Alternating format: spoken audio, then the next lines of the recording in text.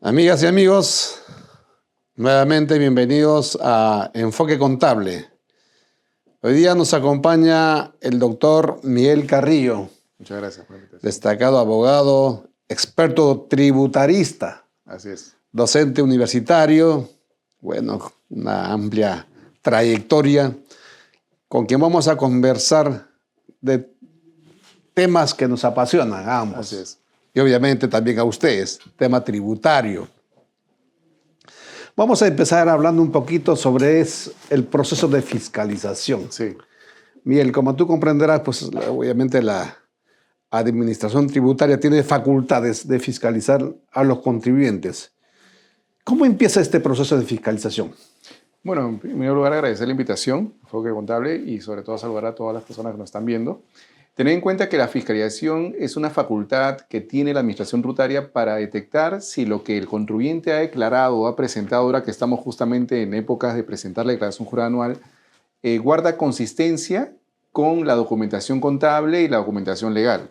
Por ejemplo, ¿no? La norma dice que el contribuyente determina su obligación tributaria. Él determina las ventas, las compras y lo exterioriza con una declaración. Pero SUNAT también tiene la facultad de determinar esta obligación a través de mecanismos de fiscalización, visita a las empresas. Últimamente está haciendo fiscalizaciones de oficina, no va tanto a las empresas, sino requiere a través de requerimiento de información. Y esto tiene como objetivo llegar a la conclusión si lo que yo determiné como contribuyente está basado en el marco legal o si es que hay alguna omisión que ha generado de repente que incremente mis compras o que disminuya los ingresos. Y es por eso que la fisca como tal está regulada como un procedimiento, pero también como una facultad de SUNAT para ver si lo que yo determiné es correcto o no. Dentro de ese proceso de fiscalización, obviamente, dentro de sus facultades, la administración lo que quiere es asegurarse que efectivamente los impuestos que fueron declarados estén adecuadamente sustentados, con documentos fehacientes. Así es. Pero esto de hablar de fehacientes nos lleva mucho más allá a veces de los propios comprobantes de pago, la factura, la guía de remisión, ¿no? La SUNAT quiere más que eso. Mi pregunta es, ¿cómo el contribuyente puede dar mayor información a lo que realmente sustenta su transacción? No es suficiente la factura, la guía de remisión. ¿Por qué esa mayor documentación? O sea, ¿cuáles son las normas, o sea, la base legal sobre el cual la administración tributaria se sostiene para exigirle esa mayor información a los contribuyentes? Lo que ocurre es que en el Código Tributario, que es el que regula el procedimiento de fiscalización, se regula 3 medios de prueba. Primero son los documentos, la pericia y la inspección del órgano encargado de resolver, que en este caso la Administración Tributaria en la etapa de fiscalización. Yo entiendo que hay una especie de desconfianza por parte de la Administración Tributaria en algunos casos que ha detectado facturas de favor, facturas clonadas, facturas falsas, y es por eso que ahora el punto principal a nivel nacional de las fiscalizaciones se centra por parte de SUNAT en demostrar la fehaciencia de una adquisición. Pero la fehaciencia sería fácil para el contribuyente si es que tuviéramos una norma que nos diga, por si acaso, en tal compra-venta de bienes, la fehaciencia se acredita con esto. En los servicios, con esta documentación. En las exportaciones, con esta documentación, pero no la hay. Entonces termina siendo una facultad discrecional de que la Administración Tributaria, además, porque hay que tener en cuenta, ¿no? La factura es una obligación formal. Yo tengo que emitir factura por cada servicio que preste, por cada compra-venta. Ya, los medios de pago también. La bancarización a partir de 2.000 soles o 500 dólares, una obligación formal. Pero la documentación interna, los correos electrónicos, historiales de conversación, guías de remisión, notas de crédito, notas de débito, proformas, cotizaciones, son documentos que por sí llevan a indicios de que la operación se realizó. Pero cuando la Administración Tributaria, dependiendo el rubro, solicita cierta documentación adicional, por ejemplo, demuéstrame cómo conociste a tu proveedor, quién los presentó, de qué manera hacen las transacciones, o identifícame, por ejemplo, la persona que se encargó de recepcionar los bienes, y a veces la empresa no ha sido diligente en ser tan minuciosa en el control, esto puede llegar a 2 situaciones. La primera, que yo diga, bueno, con la factura, con la nota de crédito, con el comprobante de pago, con el medio de pago, me queda claro que sí se realizó la operación. O por otro lado, la administración concluir, no, acá falta más documentación. Entonces, ese faltar documentación no me está diciendo que la operación necesariamente es no real, sino que debiste tener un poco más. Pero si yo con esa falta de información concluyo que es no fehaciente, estoy concluyendo directamente que es una operación no real. O sea, le estoy dando el mismo grado de calificación de un contribuyente que compra facturas de favor.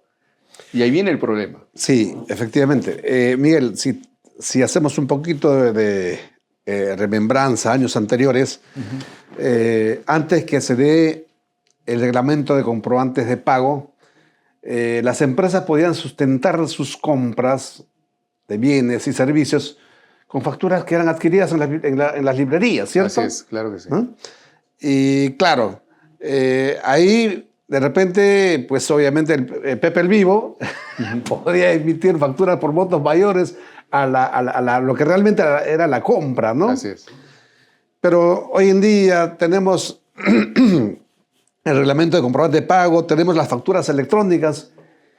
Sin embargo, carambas, se escucha mucho esto de venta de facturas o compra de facturas. Así es. A mí particularmente me llega, no sé, en tu caso, también de repente, invitación, ¿no? De esas personas dedicadas a ese negocio turbio de vender facturas, ¿no?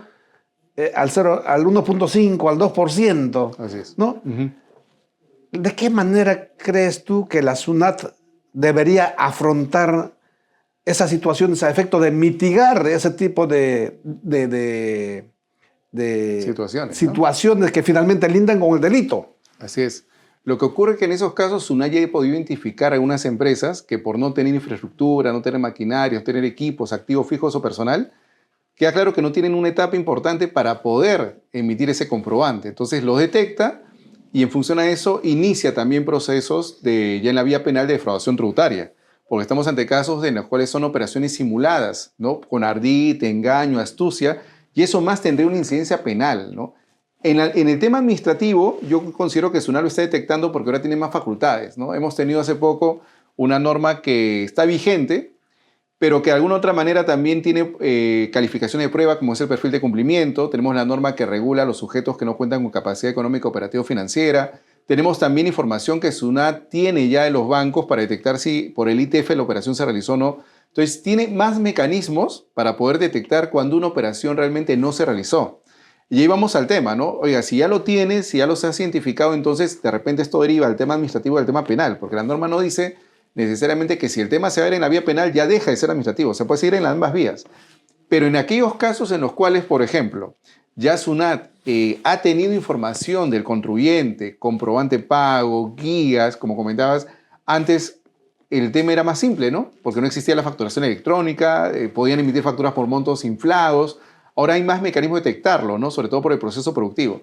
Pero si SUNAT, por ejemplo, llega a la conclusión de que mi operación no se realizó porque no es fehaciente, por no presentar toda la documentación, a pesar que se ha presentado algo, lo mínimo que tendría que tener en cuenta es si esa documentación ha sido adulterada o es falsa.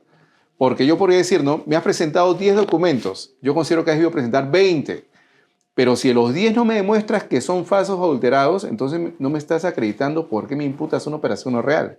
Y ahí viene otro tema importante que lo comentamos, que es, si yo no tuve capacidad de compra, o sea, si yo no le compré al proveedor, entonces ¿cómo pude yo facturar mis ventas? Efectivamente. ¿No? O sea, me estás desconociendo una etapa del proceso productivo, pero la otra sí me la reconoces. Es llegar al absurdo de decir, oiga, si yo no compré, entonces lo que yo tributé por vender me lo tienes que devolver, porque no tenía capacidad de compra, tampoco tenía capacidad de venta. Efectivamente. Y aparte hay un tema importante que es el hecho de que me imputen omisiones de mis proveedores, me estaría a mí obligando SUNAT a que yo demuestre que mis proveedores han cumplido sus obligaciones tributarias y no hay norma que lo establezca. O sea, yo te puedo demostrar que él me vendió, que él me facturó, que él inclusive emitió la guía, que llegó el bien a mi negocio, está en el CARDES, las existencias, todo, pero de ahí a demostrar que él cumplió sus obligaciones formales tributarias no es algo que me impute o que la norma me obliga a hacer.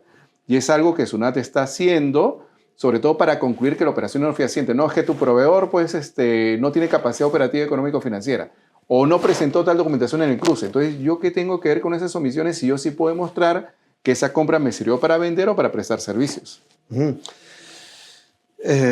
A veces la SUNAT incurre en excesos, inclusive antes de culminar con el proceso de fiscalización, trabar embargos. Así es. A las cuentas bancarias, trabar embargos a las cuentas por cobrar.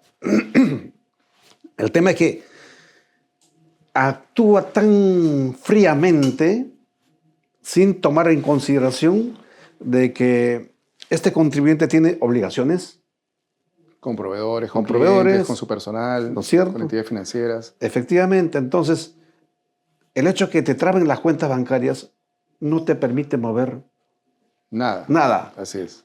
excepto para pagar a la SUNAT, A la SUNAT, exacto. ¿no? Entonces, creo que ese tipo de actitudes de la SUNAT debería cambiar, ¿no? Porque si está prácticamente tomando casi el control en la empresa al momento de fiscalizar, ¿no es cierto? La probabilidad que este cliente deje de pagar ya pues es mínima, ¿no? Así ¿Por qué? es. Porque ya la SUNAT ya tomó control, pero debería concluir con la fiscalización de tal manera que si finalmente, y obviamente el contribuyente tiene también facultades inclusive de acogerse a un fraccionamiento, Así es. ¿no? Pero si te trabaron las cuentas por cobrar las cuentas bancarias, prácticamente está sentenciando en ese momento que el cliente o el contribuyente Desaparezca, ¿no? desaparezca. Quiebre, claro. Lo que pasa es que comentas algo importante, ¿no? Antes la fiscalización culminaba con un reparo en el cual yo tengo la posibilidad de impugnarlo, ¿no? Mira, si tú concluyes que mi operación no es real y yo tengo la certeza que es real, yo sé que esto lo voy a reclamar, puedo apelarlo y puedo revertir la situación.